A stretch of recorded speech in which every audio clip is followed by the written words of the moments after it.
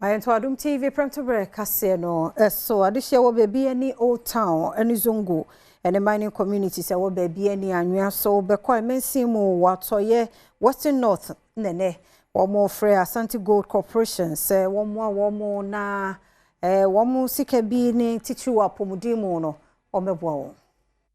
Amanfo Bibiani Old Town ye kyerɛ wo ye ase ene se foma godie to adwuma yedie a yekoso enkanka ne abo a wo pai ha amanfo apomuden pa sese wotena wa enye yie one nsɛm twɛfo atwetwe nkɔmɔ no kyerɛ musa abere bia wo bepai bo no esi wona fiefie mu a ɛdan a wotimu nyina ho apaapai eno kora na nkyɛ manfuturo bɛkoro mu a ɛkɔ wo nuane ene wo nsuo mu edi wo hawo ebre ho mo ya tira musa basete ya dada yalefo ya man kitikiti nyina yale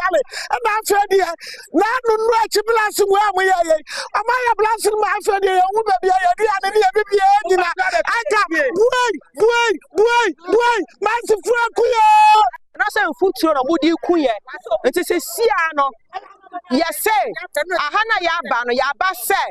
omukọ se ya dan maye na ye nkọ na mfutuo no edoso dodo mfutuo kuye ya ne ya ma mo ba se wo si de dan mo si dan ba maye ya tie wan se mo si dan maye no mo tie no mo se wo nya kwa yo mo yese mo ye kwa ne enya dwachina